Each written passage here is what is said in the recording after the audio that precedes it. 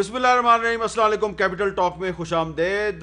وفاقی کابینہ میں اختلافات بڑھتے جا رہے ہیں اور ایک وفاقی وزیر فواد چودھری صاحب کا جو ایک انٹرویو ہے، اس انٹرویو کی وجہ سے کابینہ کے اندر بہت سے لوگ جو ہیں انہوں نے آج ایک دوسرے کے ساتھ بہت شکوہ شکایت کیا۔ اور شکوہ شکایت کہاں پہ کیا؟ وفاقی کابینہ کے اجلاس میں، جس کی صدارت کر رہے تھے وزیر اعظم عمران خان۔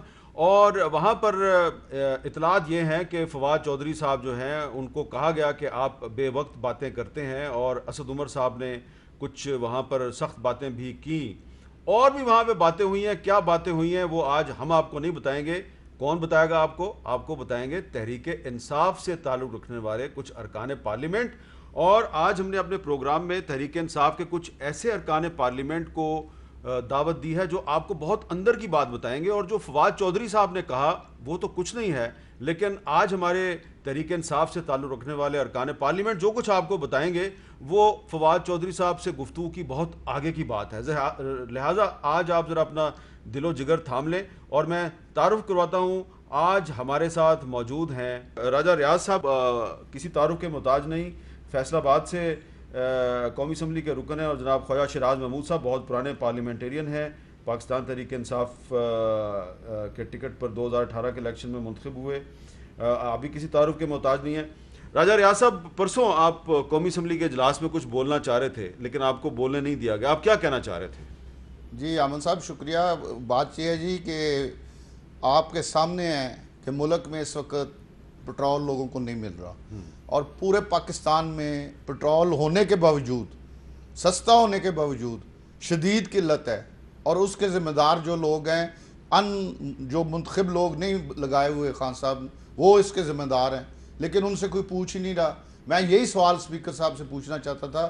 موٹر وے ہماری بنی ہے، آج تقریباً 8 مہینے ہو گئے ہیں، ان سے پوچھ لیں، بیٹھے ہیں جنوبی پنجاب کے بھائی، سکھر تک چل رہی ہے، لیکن اس پہ پوری موٹر وے پہ نہ کوئی پٹرول پمپ ہے، نہ کوئی ریسٹورنٹ ہے، نہ کوئی، ہر آدمی کوئی ملتان نیچے اتر کے پٹرول ڈلواتا ہے، کوئی لیا نیچے اتر کے پٹرول ڈلواتا ہے، ملتان جہاں آپ کسی کو تو پوچھیں کہ یہ موٹر وے چل گئی ہے تو اس کے اوپر جو سہولتیں دینے والا سسٹم ہے وہ 8 مہینے سے کیوں نہیں چلا؟ گندم ہے، وہ ابھی گندم کی فصل ختم ہوئی ہے تو گندم کا ریٹ اس منڈیوں میں 1700-1800 ہو گیا۔ تھیلا یہ کہتے تھے کہ ہم، جو خان صاحب کے وزیر ہیں یا مشیر ہیں، وہ کہتے تھے کہ ہم 800 روپے کا دیں گے، وہ مل رہا ہے 1200 روپے کا۔ تو کوئی کسی بھی چیز پہ حکومت کی گرفت، خان صاحب کو غلط بیانی کی جا رہی ہے، انہیں جھوٹ بتایا جا رہا ہے، اور یہ لوگ جو ان کے ارد گرد مشیر ہیں، جن کا کوئی حلقہ نہیں، جن کے ٹیچی کیس ہیں، جس دن حکومت جانی ہے انہوں نے ٹیچی کیس اٹھانے اور باہر کے ملک میں چلے۔ تو فیس تو ہم نے عوام کو کرنا ہے، الیکشن میں ہم نے جانا ہے، تو ہمیں تو سارا دن آ کے لوگ اتنے ہمارے ساتھ کرتے ہیں کہ آپ کیا کر رہے ہیں، کیا ڈیزرو ہے۔ کرپشن کی بات سن لیں، جب پی ٹی آئی کی حکومت آئی، جو کرپشن 10,000 تھی وہ اب آج 30,000 پہ پہنچ چکی ہے۔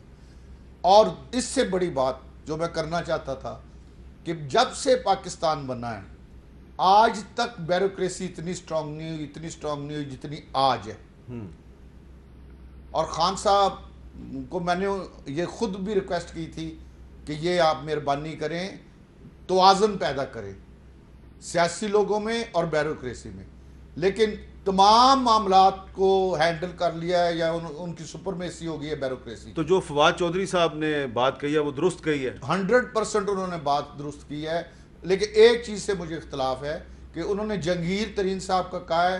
جہانگیر ترین صاحب نے 3 دفعہ یہ بات کہی تھی کہ اسد عمر کو اٹھانے میں میرا کوئی رول نہیں ہے، اور میں سمجھتا ہوں کہ وہ جھوٹ بولنے والے آدمی نہیں، اگر انہوں نے کیا ہوتا تو وہ کہتے۔ تو آپ کہہ رہے ہیں کہ اسد عمر کو ہٹانے میں جہانگیر ترین کا کوئی رول نہ تھا؟ یہ میرے سامنے انہوں نے بات کی تھی، پریس کانفرنس کر کے یہ بات کی تھی، میڈیا میں یہ بات کی تھی، اور ہم 8-10 لوگ بیٹھے تھے۔ انہوں نے کہا کہ میں اس چیز کا جہاں مرضی اسد عمر میرے سے کر لے تو اس کو ہٹانے میں میرا کوئی رول نہیں۔ جی خواجہ شیراز صاحب، آج قومی اسمبلی کا جو اجلاس تھا اس میں آپ کے ایک ساتھی ہیں جنوبی پنجاب سے ہیں، وہ میں چاہتا ہوں کہ آپ ان کی بات سنیں، آپ نے سنی بھی ہوگی لیکن ذرا دوبارہ سنیں۔ ریاض مزاری صاحب نے کیا بات کی، ذرا سنیں۔ کورونا کی بات میں کرنا چاہتا ہوں جی، ہمارا تحصیل یا ڈسٹرکٹ اس ایسی جگہ پہ ہے یا تو ہمیں جا کے ٹیسٹ کروانا پڑتا ہے سکھر میں یا ملتان میں. ہمارے تحصیل میں کوئی ایسی فیسلٹیز نہیں ہے. ہمارا تحصیل ہے بالکل ادھر کوئی لا اینڈ آرڈر نہیں ہے. اپنا ایک ساتھی دوست اس کے کچھ 60 بھینسیں لے گئے ہیں, ابھی تک وہ بیچارہ ذلیل ہوتا پھر رہا ہے, اور اس نے ہمیں چھوڑ دیا ہے, ہماری پارٹی کو چھوڑ دیا. اس نے اس لیے چھوڑ دیا کہ بھی وہ ہمیں کہتا ہے یا آپ نااہل ہیں یا آپ کی حکومت میں دم نہیں ہے. جی خواجہ صاحب, ریاض مزاری صاحب کی کانسٹیچوئنسی آپ کے قریب ہی ہے, کیا وہ درست کہہ رہے ہیں؟ سر بالکل ٹھیک کہہ رہے ہیں. ہاں ویر صاحب, میں ایک لائٹر نوٹ پہ ایک بات آپ کو سنانا چاہوں گا. برِ صغیر میں بڑے زبردست حکمران مغلوں میں اورنگزیب عالمگیر گزرے. اورنگزیب عالمگیر کی ایک بیٹی تھیں زیب النساء. وہ شاعرہ تھیں, بڑی پڑھی لکھی خاتون تھیں. مخفی ان کا تخلص تھا. مخفی بہت خوبصورت تخلص, بہت خوبصورت تخلص تھا. اور زیب النساء صاحب دیوان شاعرہ تھیں. ان کا ایک شعر ہے بڑا خوبصورت: اے اندلیب ناداں دم در گلو فروبند، نازک مزاج شاہاں تاب سخن نہ دارت. تو گزارش یہ ہے کہ وہ تو بادشاہ کی بیٹی تھیں, انہیں بادشاہ کے مزاج کا علم تھا. دیکھیں, گزارش یہ ہے کہ ہم بھی ایک جمہوری دور میں اس وقت زندہ ہیں. آپ ہم سب یہاں پہ جو بھی چیزیں ہم دیکھ رہے ہیں, یقیناً باتیں تو یہاں پہ کرنی پڑیں گی, باتیں ہو بھی رہی ہیں.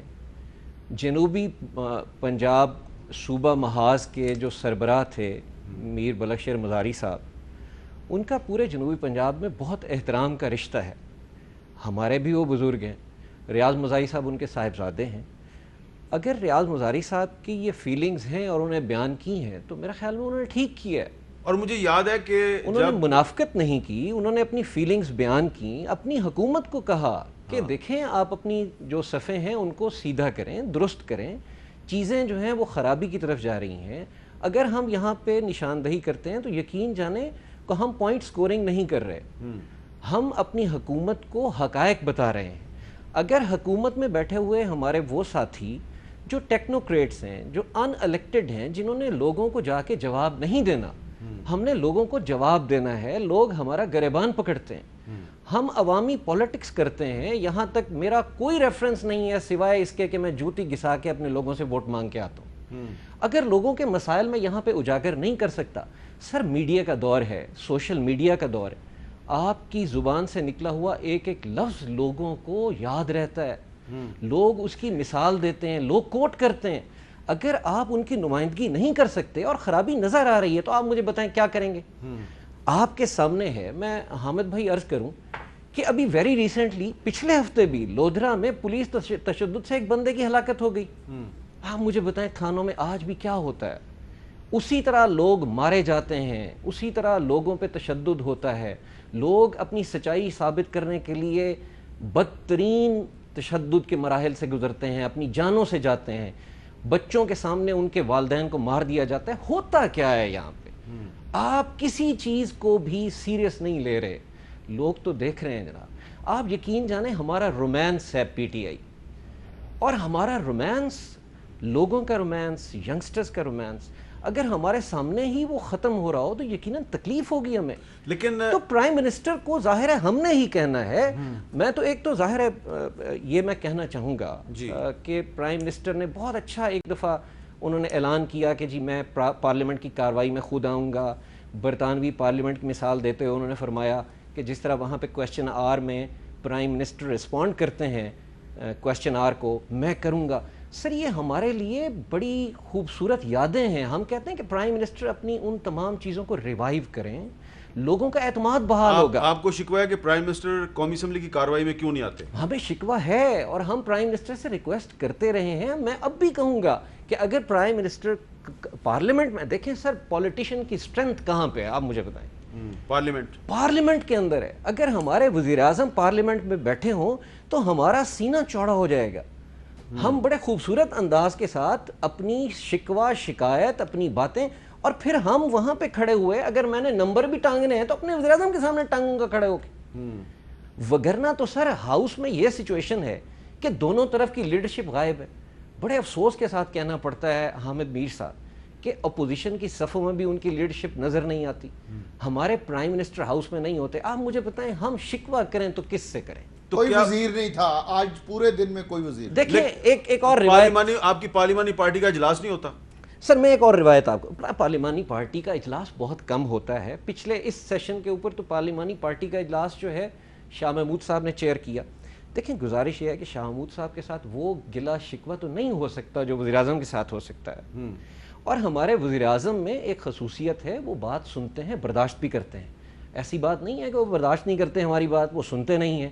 لیکن اگر ہماری اسیسیبلٹی ان تک بہتر ہوگی تو ظاہر ہے چیزیں بہتر ہوں گی. اچھا، اور جن خرابیوں کا اگر ہم یا ہمارے جو باقی اراکین ہیں وہ نشاندہی کرتے ہیں تو ان کے نوٹس تو لیے جانے چاہیے. آپ مجھے بتائیں کہ میرا ظاہر ہے میرا ایک بڑا احترام کا رشتہ ہے بابر اعوان صاحب کے ساتھ، ہمارے وہ پارلیمانی امور کے وزیر ہیں. اب پچھلے دنوں مجھے بھی ایک واک آؤٹ کرنا پڑا اس بات کے اوپر کہ پارلیمانی روایات ہیں حامد میر صاحب کہ اگر ایجنڈے کے اوپر کوئی چیز آپ نے لگائی ہے تو اس کو آپ نے پہلے لینا ہے. جنرل ڈیبیٹ آپ بعد میں لے کے جائیں گے. انہوں نے کہا لیکن کالنگ اٹینشن نہیں لیا. تو اس پہ میں نے جا کے اسپیکر صاحب کو کہا کہ اسپیکر صاحب کیا میں اٹھ کے یہ رولنگ آپ کی مانگوں اگر ہاؤس میں کہ 450 اراکین ہیں نیشنل اسمبلی اور سینٹ کے، اور آپ کے ایک منتخب رکن جو ہیں وہ پارلیمانی امور کے وزیر بھی ہیں علی محمد خان صاحب، ان کی موجودگی میں نان الیکٹڈ مشیر جو ہیں وہ قانون کے تحت کس قانون کے تحت کارروائی چلاتے ہیں ہاؤس کی؟ دیکھیں سر یہ ایک سوال بنتا ہے. ہمارے لوگوں میں یہ اعتماد ہونا چاہیے کہ الیکٹڈ ایک. تو آپ یہ بتا رہے ہیں کہ اس وقت قومی اسمبلی کی کارروائی جو ہے وہ علی محمد خان ہی چلا رہے ہیں، وہ بابر اعوان صاحب چلا رہے ہیں. اچھا جی بابر اعوان صاحب چلاتے ہیں. ظاہر ہے اگر بابر اعوان صاحب چلائیں گے تو ظاہر ہے ایک کوشچن ارائز کرتا ہے نا. بابر اعوان صاحب بہت قابل وکیل ہے، آپ ان کو لا کے شعبے میں بٹھائیں، ان سے وہاں پہ ان کی ایکسپرٹیز سے استفادہ کریں. پارلیمانی امور میں 450 بندے میں سے آپ کو کوئی بندہ نہیں ملتا ہے جو پارلیمانی امور چلا سکے. اچھا، لیکن اس میں اب راجہ ریاض صاحب یہ جو بات کر رہے ہیں، آپ کا اشارہ ندیم بابر صاحب کی طرف تھا کیونکہ وہ ہمارے شو میں آئے تھے پچھلے دنوں. انہوں نے کہا کہ ہم 2-3 دن میں مسئلہ حل کر دیں گے. تو ابھی تک مسئلہ آج تو 10-12 دن ہو گئے ہیں، مہینہ ہو گیا مسئلے کو چلے ہوئے. اچھا، اس میں یہ کیا آپ کی پارٹی کا جو آپ کے جو ساتھی ہیں قومی اسمبلی میں تحریک انصاف کے، کبھی انہوں نے سوچا کہ آپ مل کے جا کے پرائم منسٹر کو اپنی گزارشات پیش کریں اور ان کو وہ یہ بتائیں کہ اگر آپ کے پاس ایک الیکٹڈ آدمی ہے علی محمد خان، پارلیمانی امور کا وزیر مملکت ہے، وہ چلائے ہاؤس کو، ایک غیر منتخب آدمی کیوں چلائے؟ ایک تو یہ پرابلم ہے کہ خان صاحب کو ملنا کافی مشکل کام ہے. دوسری پرابلم یہ ہے کہ خان صاحب سے جو بات کی جاتی ہے خان صاحب اس کو اپنے اینگل سے لیتے ہیں. وہ جو ہم لوگ ملتے ہیں ان خاص طور سے سیاسی لوگ جو ان کو ملتے ہیں وہ ان کا تھوڑا سا سوچ میں وہ سمجھتے ہیں کہ یہ جو بات کر رہے ہیں شاید کوئی ذاتی مفاد میں کر رہے ہیں، حالانکہ ہم جو بات کرتے ہیں وہ طریق انصاف کے مفاد کی کرتے ہیں. خان صاحب نے 22 سال محنت کی ہے اور اس 22 سال کی محنت کے بعد آج ان کی پارٹی جو ہے تباہی کی طرف جا رہی ہے. ہم ہیں جو انہیں بتاتے ہیں، بار بار بتاتے ہیں، لیکن بدقسمتی یہ ہے کہ ان کے ارد گرد ایک ایسا گروہ مفاد پرستوں کا، لٹیروں کا، جس طرح اپنے مفاد کے لیے. لٹیرے کا لفظ کچھ سخت نہیں ہے آپ نے. چلیں جو لوگ یہ آپ مجھے بتائیں کہ اپنی ذات کے لیے ایک چیز 7,000 روپے کی کلو مل رہی ہے، اس کو اپنا ٹیکس لگا کے لوگوں کے لیے بند کر دے اور وہ 21,000 روپے کلو بیچنی شروع کر دے. لیکن اب میرا ایک آپ سے سوال ہے جی کہ جب چینی کا بحران پیدا ہوا جی تو عمران خان صاحب جو ہیں انہوں نے ایک انکوائری کمیشن تشکیل دیا اور اس انکوائری کمیشن نے ان کے سب سے قابل اعتماد ساتھی جہانگیر ترین پر سوالات اٹھا دیے. تو بہت سے لوگ کہتے ہیں کہ یہ تو عمران خان بڑا ایماندار آدمی ہے، آپ کہہ رہے ہیں کہ جہانگیر ترین بڑا ایماندار آدمی ہے. بالکل، میں آج بھی کہتا ہوں کہ جہانگیر ترین کا اس میں کوئی کسی قسم کا وہ رپورٹ ساری لے آئیں، جہانگیر ترین پر کسی قسم کا اس پہ رپورٹ میں نہیں کہ اس نے کوئی گڑبڑ کی. ابھی بھی وہ 68 روپے میں چینی یوٹیلیٹی سٹور کو دے رہا ہے. جہانگیر ترین کے خلاف بھی بیوروکریسی کی سازش کے نظر ہوئے ہیں وہ، اور وہ کوئی وقت آئے گا. یہ میں نے خان صاحب سے ریکویسٹ کی تھی کہ آپ ایک قیمتی ساتھی ہے، آپ بیوروکریسی کی وجہ سے اس ساری چیز کو خود دیکھیں، اس کو ریویو کریں. اور آج بھی میں یہ بات آپ یہ اس کو ہسٹری میں رکھیں، پھر کبھی انشاءاللہ 5-10 سال بعد اگر کرونا سے بچ گئے تو میں انشاءاللہ آپ مجھے کہیں گے کہ آپ رائٹ کہتے تھے. جہانگیر ترین ایک سنسیئر اور ایماندار خان صاحب کا ساتھی تھا جس کو قربانی کا بکرا بنایا. خواجہ شیراز صاحب ایسے بچ گئے ہیں کرونا سے, جی جی, اس لیے انہوں نے احتیاطاً جو ہے وہ ماسک لگایا ہوا ہے. خواجہ صاحب آپ کی احتیاط کا شکریہ, آپ کو بچانے کے لیے آپ کی احتیاط کا شکریہ, لیکن آپ بچ گئے ہیں ویسے, ہے نا؟ جی بالکل جی, میں ابھی ٹھیک ہوں الحمدللہ. لیکن ہم نے سنا ہے کہ آپ کے کافی ساتھی ارکان قومی اسمبلی جو ہیں وہ اس کا شکار ہیں اور اجلاس میں نہیں آ رہے. جی بہت سے جو ہمارے اراکین ہیں وہ تو ظاہر ہے آپ بھی میڈیا کے اوپر ان کے نام دیکھ رہے ہیں, اور کچھ جو ہمارے سینئر کولیگ ہیں, ملک نیاز جکھڑ صاحب لیا سے MNA ہیں, محترم بریگیڈیئر راحت امان اللہ صاحب ہیں, حاجی کرامت کھوکھر صاحب ہیں, یہ کافی زیادہ آپ کہہ لیں کہ پرابلم کا شکار رہے ہیں. اللہ تعالیٰ انہیں صحت عطا کرے تمام دوستوں کو جن کو کرونا کی ڈیزیز ہوئی ہے.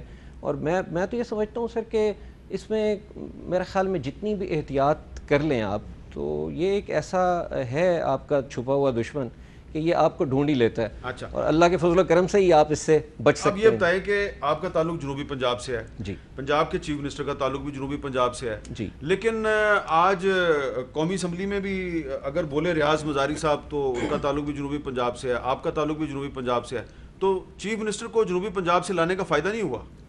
سر دیکھیں میرے خیال میں پرائم منسٹر نے تو ایک جسٹ چوائس کیا نا جی, کہ انہوں نے ساؤتھ پنجاب سے پارٹی نے زیادہ ووٹ لیے تھے, ساؤتھ پنجاب سے پارٹی کی اسٹرینتھ زیادہ تھی, انہوں نے ساؤتھ پنجاب میں چیف منسٹر دیا.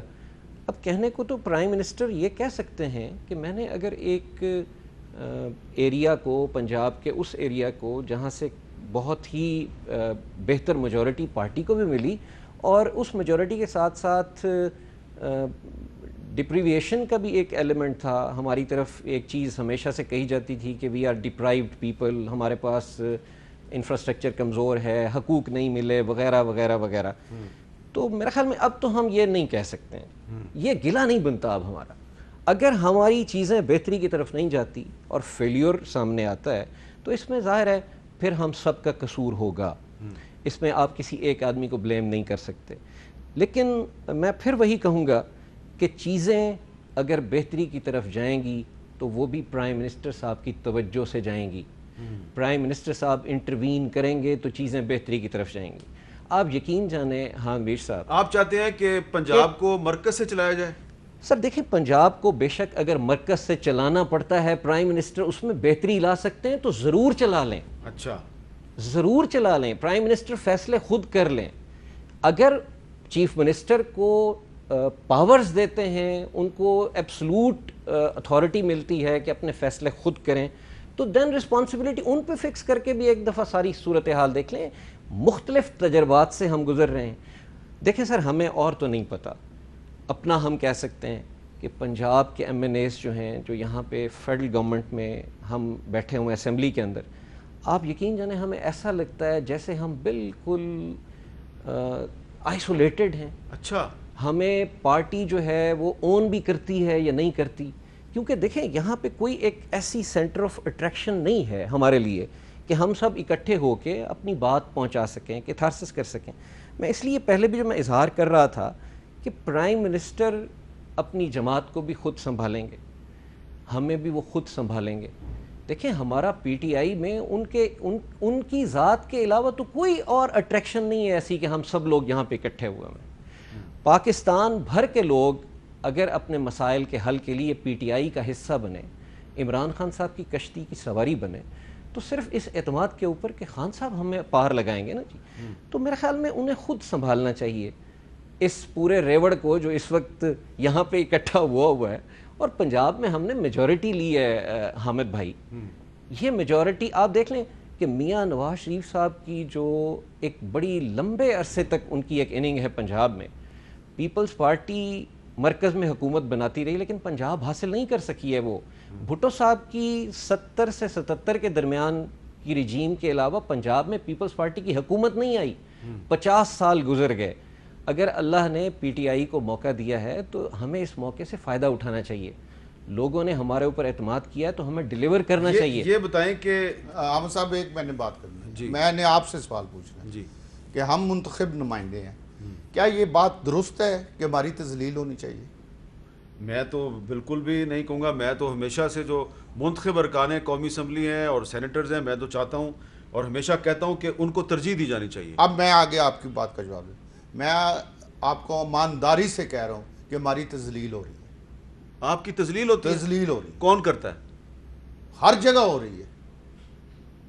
بیوروکریسی دفتروں میں جاتے ہیں وہاں ہوتی ہے, اسمبلی میں جاتے ہیں وہاں ہوتی ہے. اسمبلی میں کون کرتا ہے آپ کی تذلیل؟ بس آپ سمجھ لینا. آپ وزیروں کی طرف اشارہ کر رہے ہیں. وزیر تو ہمیں انسان ہی نہیں سمجھتے. میں نے آپ کو ایک لفظ کہہ دیا ہے کہ شراز صاحب منتخب نمائندے ہیں, میں منتخب نمائندہ ہوں, ایم این اے ہوں.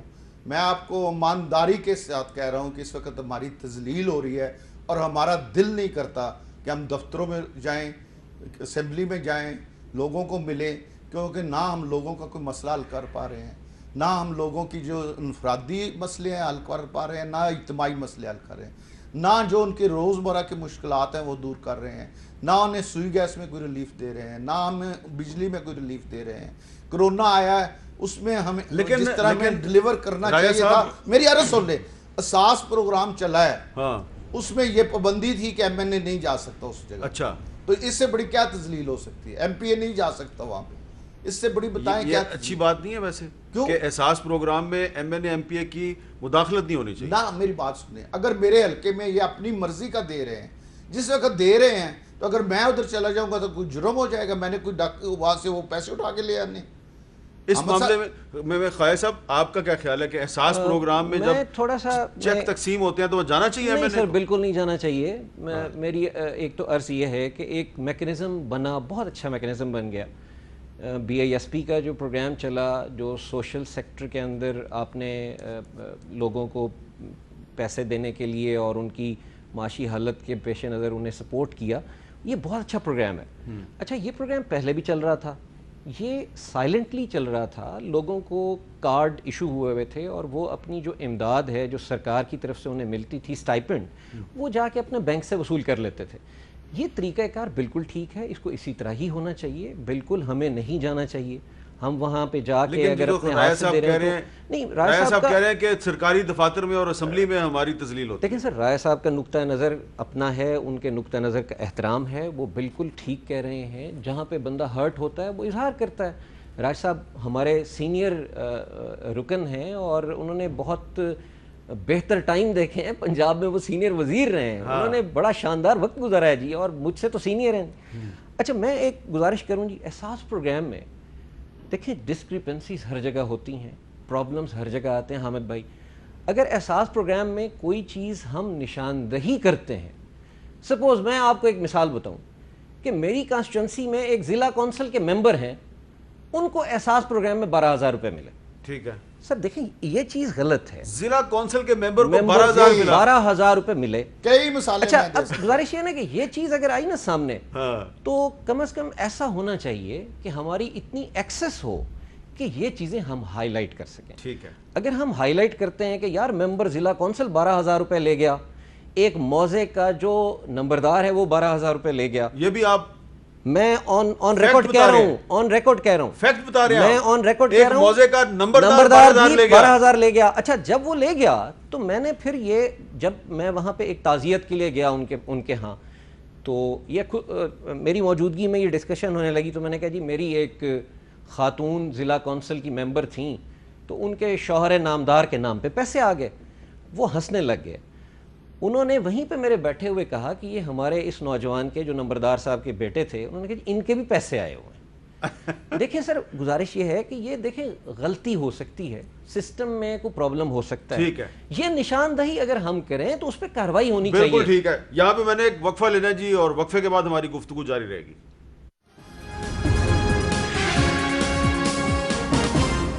راجہ ریاض صاحب, جو باتیں آپ کر رہے ہیں, آپ بہت کھل کے باتیں کر رہے ہیں.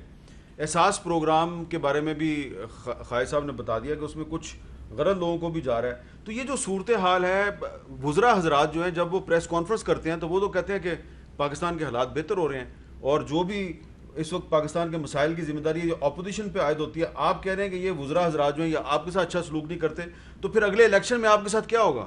بہت برا سلوک ہوگا. بہت برا سلوک ہوگا. لوگ ہم سے یہ سخت ناراض ہیں لوگ ہم سے, اور یہ جو وزراء ہیں ان میں سے زیادہ تو ایسے ہیں جنہوں نے الیکشن نہیں لڑنا. جو 2-4 لڑیں گے نا ان کو سمجھ آ جائے گی. ابھی یہ ہوا میں پھر رہے ہیں, جب یہ زمین پہ آئیں گے, اور ان میں سے یہ تو چیک کرے کہ اپنے حلقوں میں کتنے جاتے ہیں, عوام کے ساتھ ان کا کتنا رابطہ ہے. ہم لوگ ہیں جن کا ہم روز اپنے ڈیرے پہ بیٹھتے ہیں, 200-400 آدمی کو ملتے ہیں, ان کے مسائل سنتے ہیں. ہمیں پتہ ہے کہ عوام ہمارے ساتھ کتنے ناراض ہیں. ہم ایک معمولی سے معمولی مسئلہ بھی جو ہے وہ ان کا حل نہیں کرا پا رہے. حکومت کی طرف سے انہیں کچھ ریلیف نہیں مل رہا.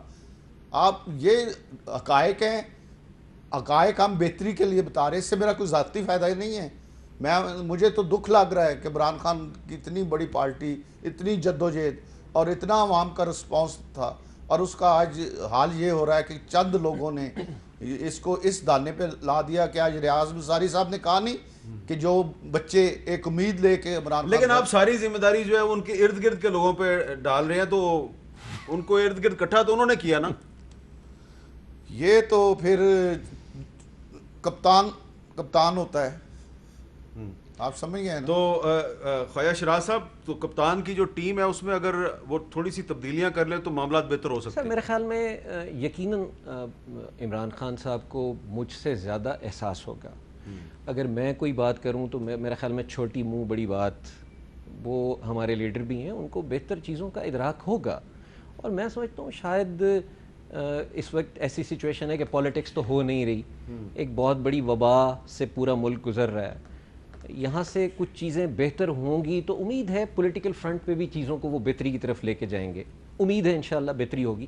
لیکن جو میں حامد بھائی, جو اکثر میرا میڈیا میں دوستوں سے جب بھی بات ہوتی ہے یا اسمبلی کے اندر بھی, تو یہی ایک چیز ہمیشہ سے کہتا رہا ہوں کہ ریئل ایشوز پہ ہم لوگ بات نہیں کرتے.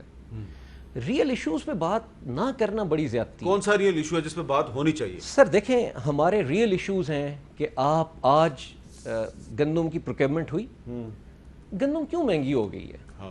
پاکستان کے گودام بھرے ہوئے ہیں. میں لاسٹ ٹائم بھی پرائم منسٹر نے اس پہ انکوائری کمیشن بنایا نا. پرائم منسٹر دیکھیں سر, انکوائری کمیشن تو اس گندم کی پروکیورمنٹ سے پہلے بن گیا, اس کی رپورٹ پہلے آ گئی, اور اس کی رپورٹ میں جو پنجاب کے سیکٹری تھے فوڈ کے, جن کو رسپانسبل قرار دیا گیا, he is one of the best officers, honest ترین آدمی. لیکن پنجاب کا وزیر خوراک تو فارغ ہو گیا نا. اچھا سن لیں نا سر, سن لیں. رسپانسبلٹی آپ نے فکس کی سیکٹری خوراک کے اوپر, فیڈرل گورنمنٹ کے جو سیکٹری تھے فوڈ سیکورٹی, ان کے اوپر فکس ہوئی, وہ بھی one of the very fine officers. اچھا اب آگے چلیں. گندم ایک ریئل ایشو ہے. آپ 7 ملین ٹن گندم پروکیور کر رہے ہیں اس سال, جبکہ پچھلے سال آپ نے ہارڈلی اس سے ہاف کی تھی.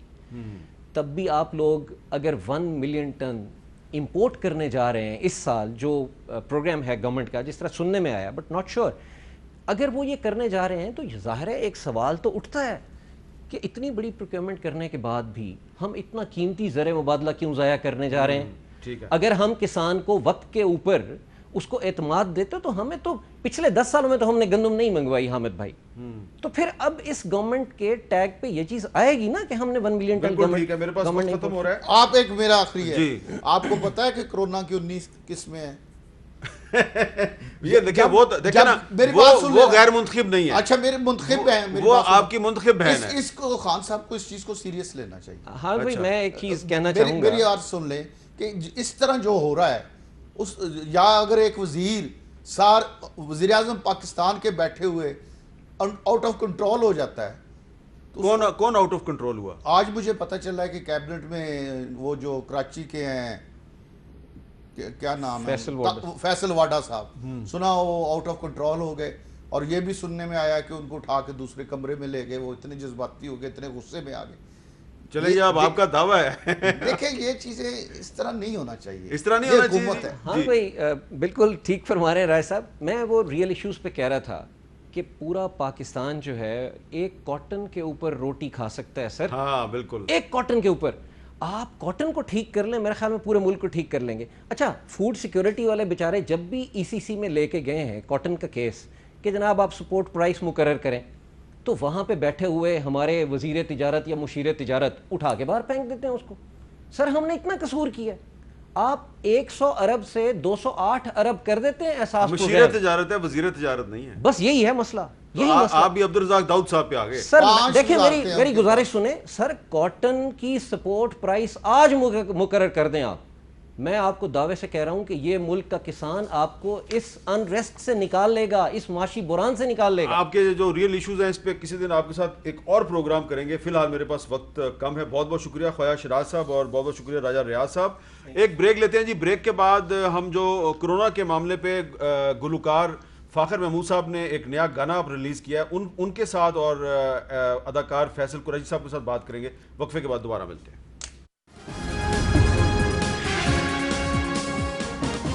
گلوکار فاخر محمود صاحب جو ہیں انہوں نے ایک نیا گانا ریلیز کیا ہے, اور گانا جو ہے اس میں ایک پیغام ہے, اور پیغام کیا ہے اس پہ ہم فاخر صاحب سے بھی بات کریں گے, اور پاکستان کے نامور ایکٹر فیصل قریشی صاحب سے بھی بات کریں گے کیونکہ وہ بھی اس میں نظر آ رہے ہیں.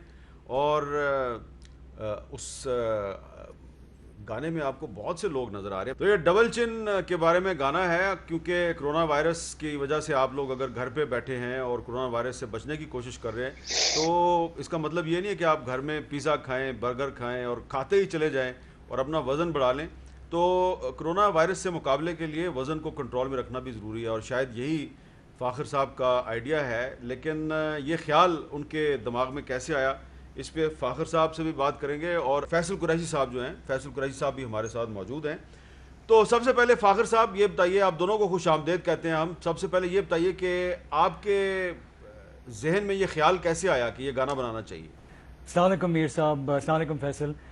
سر لاک ڈاؤن کو 2 ہفتے گزرے تھے, میرے بچے کھیل رہے تھے اور میں پاس سے گزرا اور میں نے سنا کہ وہ گا رہے ہیں ڈبل چین ہو گئی, ڈبل چین. میں نے جا کے پوچھا یہ کیا گا رہے ہو؟ کہتے ہیں یہ ہمارا گانا ہے. میں نے کہا کیا مطلب؟ کہتے ہیں ہمارا گانا ہم نے آپ پہ بنایا ہے. میں نے کہا وہ کیسے؟ کہتے ہیں کیونکہ آپ سارا دن واٹس ایپ کرتے رہتے ہیں, یا نیٹ فلکس پہ فلمیں دیکھتے رہتے ہیں, یا آپ ٹاک شوز دیکھتے رہتے ہیں, یا آپ کھاتے جاتے ہیں, ہر وقت کھا رہے ہیں, یا آرڈر کیا ہوا ہے, یا کچن میں گھسے ہوئے ہیں, تو اور آپ کی ٹمی بھی باہر آ گئی ہے اور آپ کی ڈبل چین بھی باہر آ گئی. آپ کی ڈبل چین پہ ہم نے گانا بنا دیا. میں نے کہا لو کر لو گل. پھر انہوں میرے پیچھے پڑے, کہتے ہیں کہ جی اس کو تو آپ گانا بنائیں. اب پھر میں نے تھوڑے سے, انہوں نے ورڈز وغیرہ لکھ لیے تھے, پھر تھوڑا سا پنجابی اردو میں نے بیچ میں ڈالا اور ان کو گانا بنا دیا. گانا بنا کے آپ کو بھی اور آپ جیسے اور بھی دوست جو ہیں ان سب کو ریکویسٹ کی کہ یار تم بھی فیچر کرو. سب نے کہہ دیا یس. تو بس جسٹ اے فن سانگ, اور میسج وہی ہے جو آپ کہہ رہے ہیں کہ بھائی لاک ڈاؤن ہے, یہ کوئی سمر ویکیشن نہیں چل رہی, یہ لاک ڈاؤن ہے. تو یہ خدا نخواستہ دنیا کل ختم نہیں ہو رہی کہ as if there is no tomorrow. آپ اتنا کھاؤ, اتنی عیاشی کرو کہ بس آپ یہی کرتے چلے جاؤ. تو اپنی فٹنس کو بھی دیکھیں اور یہ سب چیزیں بھی دیکھیں. تو بس یہ پیغام ہے سر اس گانے کا. اچھا فیصل قریشی صاحب, بہت شکریہ, آپ نے ہمیں ٹائم دیا. آپ بھی ہمیں اس گانے میں نظر آ رہے ہیں, تو سچی بتائیے کہ یہ پچھلے جو 2-3 مہینے گزرے ہیں اس میں کوئی آپ نے واقعی وزن بڑھایا, کوئی ڈبل چن آئی تھی یا اب غائب ہو گئی ہے؟ السلام علیکم حامد بھائی, فاخر اور جتنے لوگ دیکھ رہے ہیں سب کو سلام. ایکچولی جب فاخر نے مجھے اس کا لنک بھیجا کہ فیصل یہ ڈبل چن ہے, یہ کر دے, ہم نے کر دیا. اور پھر میں نے ریئلائز کیا واقعی شیشے میں جا کے, میں نے کہا یار یہ تو واقعی ڈبل چن ہو گئی ہے. اور ہمارا بھی یہی حال تھا کہ کیک کھا رہے ہیں. ایک تو رمضان تھے, رمضانوں میں ویسے ہی اپنا یہ کہتے ہیں ذرا خوراک تھوڑی زیادہ بڑھ جاتی ہے, تو ہم بھی کھائے جا رہے تھے. اور یہ گانے کو ریکارڈ کرنے کے بعد میں نے جب دیکھا اپنے آپ کو شیشے میں, مجھے اندازہ ہوا, میں نے کہا یار اچھا خاصا منہ بڑا ہو گیا. تو میں نے کہا یہ صحیح نہیں ہے. تو پھر تب سے میں نے کہا نہیں بس اب کھانا بند, آج سے فل آن ڈائٹ شروع اور ساتھ میں واک. تو یہ میری یہ کہانی ہے. تو یہ ڈبل چن اس لیے غائب ہوئی ہے. اچھا, تو اس کا مطلب ہے کہ ڈبل چن کا گانا جو ہے اس کی وجہ سے آپ میں ایک شعور پیدا ہوا ہے, کہ احساس پیدا ہوا کہ یار واقعی منہ تھوڑا موٹا ہو گیا ہے. تو ویسے ٹوٹکا بتائیں گے اپنے دیکھنے والوں کو کہ یہ آپ نے پچھلے دنوں میں کتنا وزن کیسے کم کیا ہے؟ بھائی جان ٹوٹکوں کے چکر میں نا بڑا بیڑا غرق ہوتا ہے. ٹوٹکوں پہ نہیں جانا چاہیے, ایک تھورلی فالو کرنا چاہیے, ڈائٹ کنٹرول کرنی چاہیے. میں یہ نہیں کہہ رہا کہ آپ کریش ڈائٹ پہ چلے جائیں, ڈائٹ کنٹرول کریں, ساتھ میں ایکسرسائز کریں.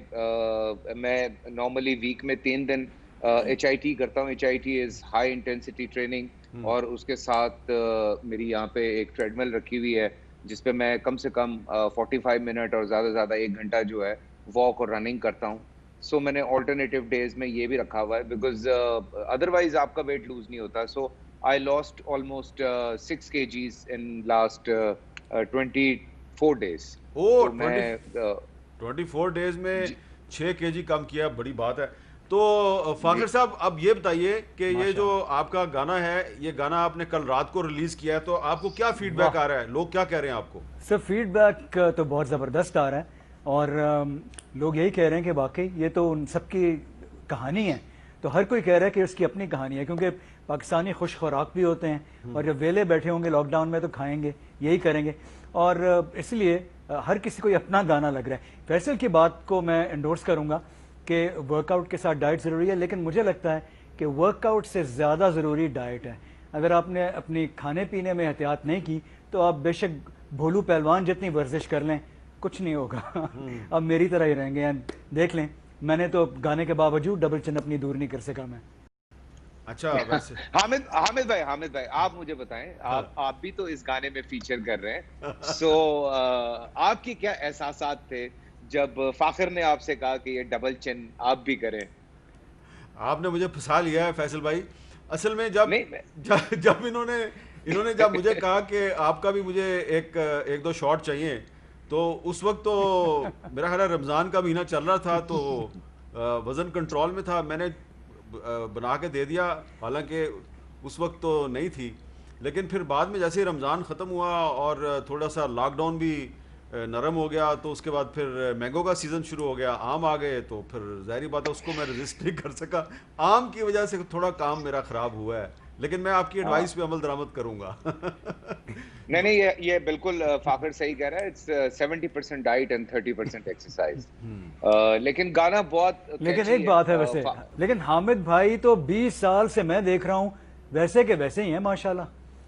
چلے نہ کوئی ڈبل چین نہ کوئی کچھ, جیسے ہیں بالکل ویسے کے ویسے. جب وہ پرانے شارٹس بھی دکھاتے ہیں 20 سال پرانے, تو کوئی فرق ہی نہیں لگتا ماشاءاللہ. چلیں آپ کے دعائیہ کلمات کا بہت شکریہ, اور یہ آپ کا حسن نظر ہے. لیکن اب یہ بتائیں کہ اس میں بچے نظر آ رہے ہیں, اور بچوں کے اسکول کا بھی ذکر ہے, ان کی چھٹیوں کا بھی ذکر ہے, تو یہ آئیڈیا تو بچوں کی طرف سے اب آپ کو آیا, تو اب آپ ریٹرن میں بچوں کو کیا ایڈوائز کریں گے, کیسے ان کی چھٹیاں گزارنی چاہیے ان کو؟ سر بچوں کی آن لائن جو کلاسز ہیں وہ تو چل رہی ہیں, منڈے سے لے کے فرائیڈے تک چلتی ہیں وہ, اور 4-5 گھنٹے وہ چلتا ہے. تو وہ آن لائن ایجوکیشن تو ان کی چل رہی ہے. اسی کے اوپر وہ انہوں نے بلکہ بول بھی لکھے ہیں کہ اسکول کی آن لائن ایجوکیشن میری فالتو ٹینشن. تو وہ انہوں نے لکھے ہیں, لیکن وہ پڑھنا پڑتا ہے, ان کو صبح 8 بجے اٹھنا پڑتا ہے, پھر وہ آن لائن کلاس کرتے ہیں. اب جب تک اسکول نہیں کھل رہے تب تک تو یہ کرنا پڑے گا, اور یہ ایجوکیشن از ایجوکیشن, تو آن لائن ہو یا جو بھی ہو, بہرحال بچوں کو کسی پاسے تو لگانا ہے, اس لیے یہ بھی ضروری ہے. اور وہ چل رہی ہے ان کی آن لائن ایجوکیشن. اللہ کرے جلدی جلدی وبا ختم ہو اور پھر اسکول کھلیں اور بزنس ایز یوزول ہو, نارمل زندگی کی طرح ہم لوٹیں واپس. اچھا, اب آخر میں فیصل صاحب یہ بتائیے کہ اب آپ نے کام وام شروع کر دیا ہے, اور اگر آپ نے اپنی شوٹنگ ووٹنگ شروع کر دی ہے, تو اس کے لیے آپ کے پریکاشنری میئرز کیا ہیں, احتیاطی تدابیر کیا ہیں آپ کی؟ جی نارملی حامد بھائی سیٹ پہ ہمارے کوئی 30 سے 40 لوگ ہوتے ہیں جب ہم کام کر رہے ہوتے تھے. اب صرف 4 یا 5 ہیں, اس سے زیادہ لوگ اسٹاف نہیں ہوتا ہے ہمارا. اگر ایکٹرز زیادہ ہوتے ہیں تو ہم ایسی لوکیشنز پہ کام کر رہے ہیں جہاں پہ روم زیادہ اویلیبل ہوں, کیونکہ ایک کمرے میں 2 سے زیادہ لوگ نہیں بیٹھتے. قریب کوئی اس طرح سے سینز ہو نہیں رہے, محبت بھی دور دور سے ہو رہی ہے, ساری باتیں دور دور سے ہو رہی ہیں. سو کوشش یہ کر رہے ہیں زیادہ سے زیادہ سیٹ پہ لوگوں نے, جو ہمارا اسٹاف ہے انہوں نے پی ڈریس پہنا ہوا ہے, اپنا کیا کہتے ہیں, ہم لوگ بھی جب ریہرسلس کر رہے ہوتے ہیں ماسک لگائے ہوئے ہوتے ہیں, جب ٹیک ہوتی ہے تب ہم دور ہو کے جو ہے وہ ایک چھوٹا ماسٹر دیتے ہیں, اس کے بعد ہم اپنا کام الگ الگ کرتے ہیں. کوشش کر رہے ہیں یار جتنا, بیکاز انٹرٹینمنٹ کی دنیا میں آپ کو بھی اسٹوڈیو جانا ہے, مجھے بھی اسٹوڈیو کہیں نہ کہیں جانا ہے, اپنا کام کرنا ہے. سو جتنا بچ سکتے ہیں کوشش کر رہے ہیں بچیں, لوگوں کو انٹرٹینمنٹ دیں. لوگ اتنے اپسیٹ ہیں, ڈپریشن میں ہیں, اس میں فاخر کا یہ گانا آنا فیصل بھائی یہ تو پھر ایکٹنگ نہ ہوئی, یہ تو سرجری ہو گئی. یہ تو ایسے جیسے آپریشن تھیٹر میں آپ ایکٹنگ کر رہے ہیں. ऐसा ही है आजकल आप फ्लाइट में भी जाएं तो आपको लगता है आधे घंटे बाद आपकी किडनी निकल आएगी। हाँ तो वो जिस तरह के ड्रेसेस में होते हैं, सो दिस इज ये हर तरफ यही है। सेट पे अगर हमारे आप आके माहौल देखें तो अचानक से लगता है कि किसी ने पित्ता निकाल लेना है या कोई आंख का ऑपरेशन करने के लिए घूम रहा है। तो ये करना पड़ेगा यार, जिंदगी थोड़ी कंट्रोल करके गुजारनी अल्लाह ताला पड़ेगी। से दुआ है कि हम इस गैर मामूली सूरत हाल से जल्द अज जल्द निकल आएँ। आमीन, आमीन। और आपने फैसल कुरैशी साहब एक बड़ी अहम बात की है कि माहौल इस किस्म का बन चुका है कि दूर दूर से मोहब्बत करनी पड़ती है। तो ये जो दूर से मोहब्बत है ये कभी कभी अच्छी भी होती है और पाकीज़ा भी होती है और देरपा भी होती है। तो आपकी ज़िंदगी में ऐसा दौर आया कि दूर दूर से मोहब्बत करें, तो ये भी ज़रा करके देख लीजिए। पहले आपने बहुत करीब करीब से मोहब्बतें की हैं। और सर ये सोशल मीडिया के लिए कोई फिल्म भी नहीं बनती इससे, दूर दूर की मोहब्बत से। हाँ, लेकिन बहरहाल आपने एक अच्छा गाना बना दिया, इसमें हम आपको मुबारकबाद पेश करते हैं और आपका शुक्रिया अदा करते हैं, और फैसल कुरैशी समेत उन तमाम लोगों का शुक्रिया जिन्होंने इसमें हिस्सा डाला, और मैसेज बहुत अच्छा है। तो फ़ाखिर भाई आपका शुक्रिया, फैसल कुरैशी साहब आपका बहुत बहुत शुक्रिया। मुझे दीजिए इजाज़त। Thank you.